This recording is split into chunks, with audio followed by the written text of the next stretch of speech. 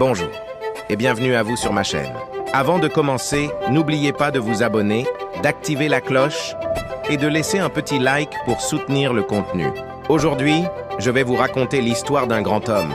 Un homme que certains ont voulu effacer, mais dont la voix continue de résonner partout dans le monde.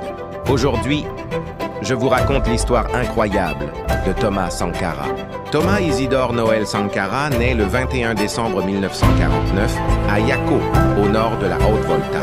Il est le troisième enfant d'une grande fratrie de 10. Son père, Joseph Sankara, ancien soldat de l'armée française, est un homme strict, mais juste. Sa mère, Marguerite Kinda, est douce, déterminée, profondément attachée aux valeurs morales. C'est dans cette famille humble, rigoureuse, que naît l'un des plus grands esprits de l'Afrique moderne.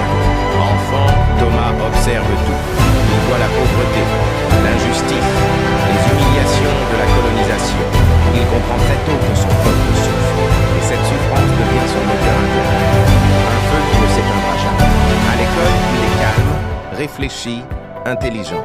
Il lit, il questionne, il analyse. Ses professeurs voient en lui un esprit différent, un esprit profond, un futur leader peut-être.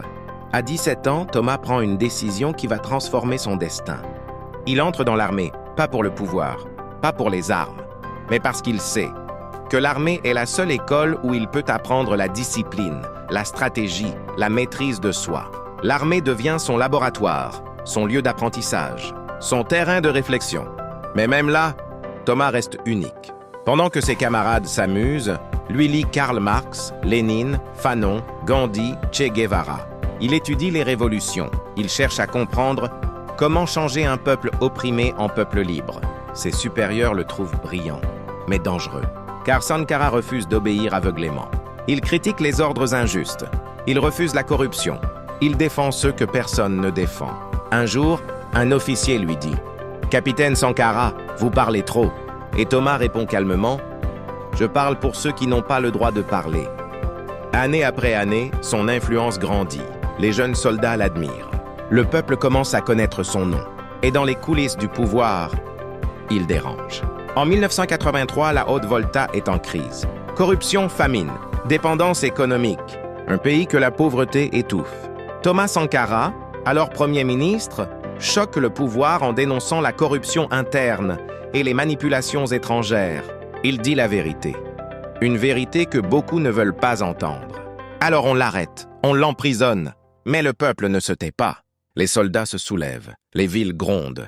Et le 4 août 1983, Sankara est libéré par un mouvement populaire et porté au pouvoir.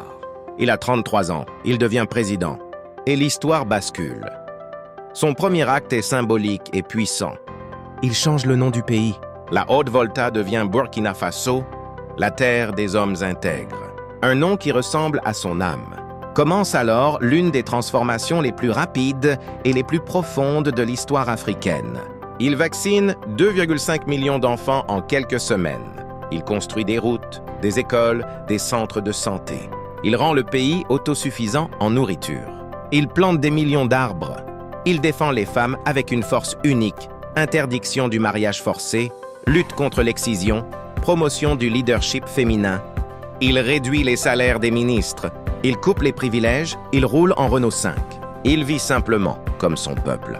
Sankara est devenu un exemple vivant, un président impossible à acheter, impossible à manipuler, impossible à corrompre. Mais plus il monte, plus ses ennemis s'organisent.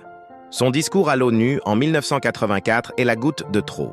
Devant le monde entier, il attaque le FMI, la Banque mondiale, les puissances qui maintiennent l'Afrique dans la dépendance. Il dit « L'Afrique n'a pas à payer une dette qui n'est pas la sienne ».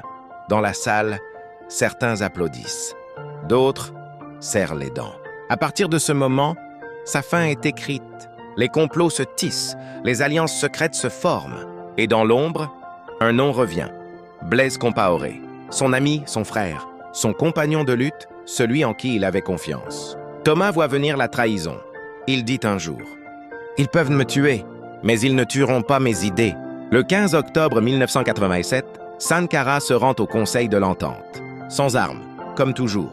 Il croit encore que la loyauté existe. Quelques minutes plus tard, Les tirs éclatent. Des soldats envahissent la salle. Thomas Sankara est abattu. Froidement, rapidement, sans défense. Son corps tombe. Mais sa légende se lève. Aujourd'hui encore, des millions de jeunes portent son portrait. Ces mots résonnent dans les rues, dans les discours, dans les mémoires.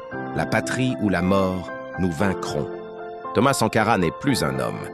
Il est une lumière, un symbole, un rappel que l'intégrité existe encore.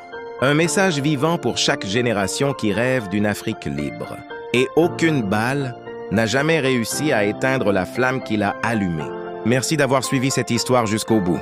Si cette vidéo vous a touché, si elle vous a appris quelque chose, alors n'oubliez pas de vous abonner à la chaîne, de laisser un like, un commentaire et de partager cette vidéo pour que l'héritage de Thomas Sankara continue d'inspirer le monde. Merci et à très bientôt pour une nouvelle histoire.